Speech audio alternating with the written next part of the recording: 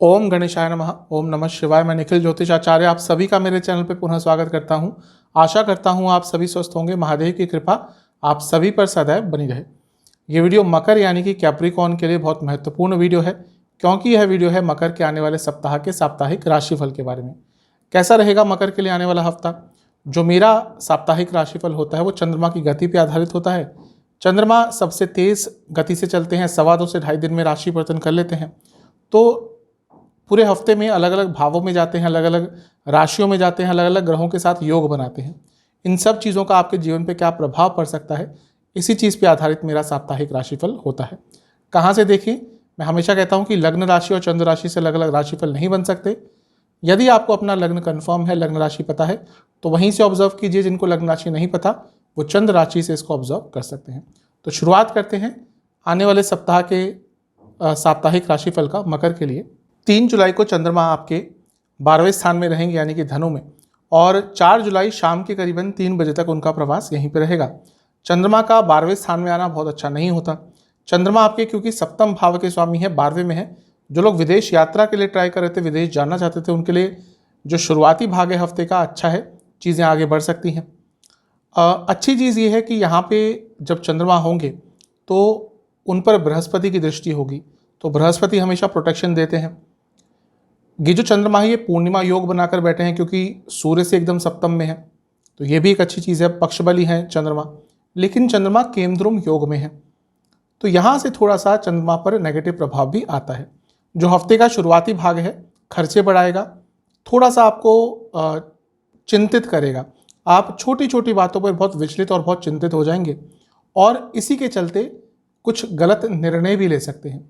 आपको कोशिश करनी है कि हफ्ते के शुरुआती भाग में अपना संयम बना के रखना है, व्यर्थ की चिंताओं से बचना है, और पैसे के लेन देन से भी आपको अपने आप को पूरी तरह से दूर रखना है, क्योंकि सूर्य आपके लिए अष्टम भाव के स्वामी है और विपरीत राजयोग बनाकर बैठे हैं। कोई लीगल कार्य आपका अटक रहा था तो वो कहीं ना कहीं पूरा हो सकता है। जहाँ तक नवामसा की बात है, थोड़ा सा उदास रहेंगे, थोड़ा सा पुरानी चीज़ें याद आएंगी और उसके कारण थोड़ा सा मन उदास हो जाएगा। ये जो हफ्ते का शुरुआती भाग है, यहाँ पे जितना आप अपने आप को पुरानी चीज़ों में जाने से रोकेंगे, जितना आप अपने आप को फ्यूचर के बारे में सोचकर सकारात्मक करेंगे, उतना आपके लिए अच्छा रहेगा। क्योंकि वो एक दलदल होता है, जो हमारा अतीत होता है, जो नेगेटिव एक्सपीरियंस होते हैं, ये एक दलदल की तरह होता है। जब हम इसमें घुस जाते हैं तो घुसते ही चले जाते हैं। कोशिश कीजिएगा कि अतीत के पास्ट एक्सपीरियंसेस को इस टाइम पे मन में ना आने दें। जहाँ तक दशांशा की बात है, यदि आप इम्पोर्ट एक्सपोर्ट या फिर ह्यूमन रिसोर्स से जुड़ा कुछ कार्य करते हैं तो आपके लिए समय अच्छा होगा। लव लाइफ के हिसाब से यही कहूँगा कि जो रिलेशनशिप के बेसिक चीज़ें होती हैं, प्यार हो, रोमांस हो, ट्रस्ट हो, कम्युनिकेशन हो, इन सब चीज़ों पर काम कीजिएगा। वैवाहिक जीवन ठीक ठाक सा दिख रहा है, कहीं ना कहीं थोड़ा शक कर सकते हैं आप अपने लाइफ पार्टनर पे, तो उससे बचिएगा। अगर कुछ आधार नहीं है तो आधारहीन चीज़ों पर शक करने से वैवाहिक जीवन में प्रॉब्लम्स ही आती हैं। सेहत के हिसाब से लिवर की प्रॉब्लम यदि आपको है तो दिक्कत बढ़ेगी। जहाँ तक स्टूडेंट्स की बात है, थोड़ा सा कंफ्यूज रहेंगे, इसलिए कोई अगर एग्जाम आदि आपका बढ़ता है हफ्ते के शुरुआती भाग में, थोड़ा परेशान हो सकते हैं। सर्वाष्टक के हिसाब से आपका चौथा घर अत्यंत बली है, तो थोड़ा इमोशनली अप एंड डाउन ये समय रहेगा ही। ये जो हफ्ते का शुरुआती भाग है, अपने इमोशंस पर बहुत कंट्रोल करके चलिएगा। 4 जुलाई दिन के करीबन 3 बजे के आसपास चंद्रमा आपके लग्न में आ जाएंगे, और 6 जुलाई शाम के 5 बजे के आसपास तक उनका प्रवास यहीं पर रहेगा। चंद्रमा का लग्न में आना अच्छा होता है, क्योंकि आपके लिए वो सप्तम भाव के स्वामी है, केंद्र के स्वामी है। उनका लग्न में आना राजयोग बनाएगा, तो ये भी अच्छा है। बृहस्पति से केंद्र में है तो ये भी गजकेसरी योग बना रहा है। तो जो चंद्रमा की स्थिति है हफ्ते के मध्य भाग तक आते आते बहुत अच्छी हो जाएगी। बहुत जो नकारात्मकता हफ्ते के शुरुआत में थी चंद्रमा में, वो काफ़ी हद तक कम हो जाएगी, क्योंकि 12वें स्थान का प्रभाव खत्म हो गया। यहाँ पर शुक्र का प्रभाव चंद्रमा पर पूरा रहेगा, और शुक्र आपके लिए योग कारक ग्रह है, यानी कि आपके रुके हुए कार्य पूर्ण हो सकते हैं। और ये चंद्रादि योग भी बनाता है, जो अपने आप में शुभ होता है। तो हफ्ते का मध्य भाग आपके लिए शुभता लेकर आने वाला है। लग्न के स्वामी से 12वें घर में है। जो लोग विदेश जाने का प्रयास कर रहे थे उनके लिए समय ये भी अच्छा है, और कुछ खर्चों को कंट्रोल करने के लिए भी समय अच्छा है। नवामसा के हिसाब से जो वो फेज चल रहा था जहाँ पे आपको पुरानी बातें याद आ रही थी, थोड़ा बहुत वो अभी भी कंटिन्यू होगा, वैसा नहीं, लेकिन थोड़ा सा अतीत में आप रहेंगे। ये जो समय है जब आप हफ्ते के मध्य भाग में आएंगे, यहाँ पर कोशिश कीजिएगा कि अपनों के साथ समय बिताएं, उससे एक सकारात्मकता की अनुभूति होगी। दशांशा के हिसाब से आप कम्युनिकेशन बेस्ड कुछ कार्य करते हैं, लाभ होगा। लव लाइफ ठीक ठाक है। ये वो समय है जब आपको अपने पार्टनर के साथ बैठकर प्रॉब्लम्स कैसे सॉल्व करनी है इस पर डिस्कशन करना है। वैवाहिक जीवन अच्छा है, लेकिन थोड़ा ध्यान अगर आपका भटक रहा है तो कंट्रोल कर लीजिएगा, क्योंकि वैवाहिक जीवन में ये सारी चीज़ें प्रॉब्लम ही क्रिएट करती है। सेहत के हिसाब से चेस्ट की प्रॉब्लम, लोअर बैक में दर्द। स्टूडेंट्स के लिए समय बहुत शुभ है, कुछ ना कुछ सकारात्मक आपके लिए हफ्ते के मध्य भाग में हो सकता है।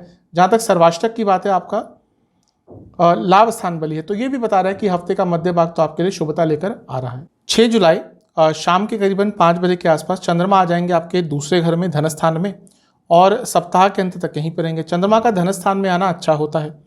अब यहाँ पर शनि के साथ है तो विषयोग बनेगा, वाणी पर कंट्रोल रखेगा। मंगल की दृष्टि है चंद्रमा पर और दूसरे घर पर, तो ये अकस्मात धन लाभ का योग बनाता ही है। और मंगल क्योंकि लाभ स्थान के स्वामी है तो अचानक से पैसा आ सकता है। मंगल क्योंकि चौथे घर के स्वामी है, कोई एंसेस्ट्रल प्रॉपर्टी का वाद विवाद चल रहा था, ये वो समय है जब चीज़ों को सुलझाया जा सकता है।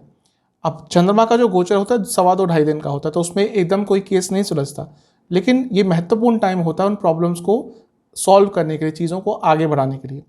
लेकिन वाणी पर आपको बहुत नियंत्रण अवश्य हफ्ते के अंतिम भाग में रखना पड़ेगा, क्योंकि लग्न के स्वामी है शनि, तो उनके साथ चंद्रमा का बैठना एक तरह से अच्छा है।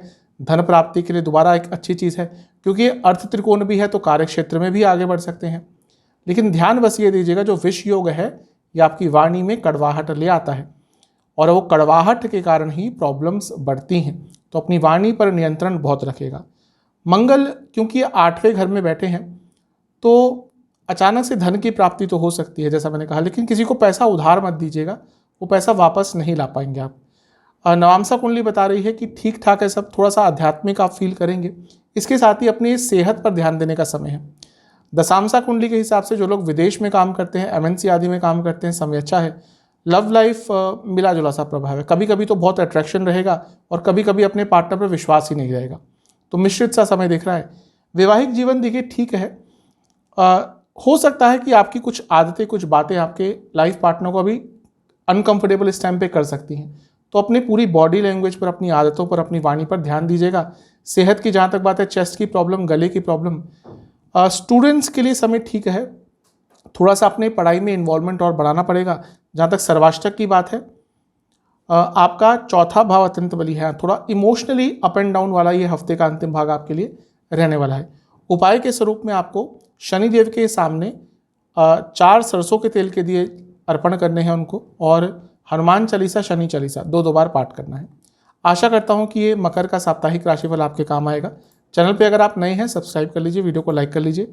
आप सभी से मैं मिलता हूँ अगली वीडियो में, तब तक के लिए ओम नमः।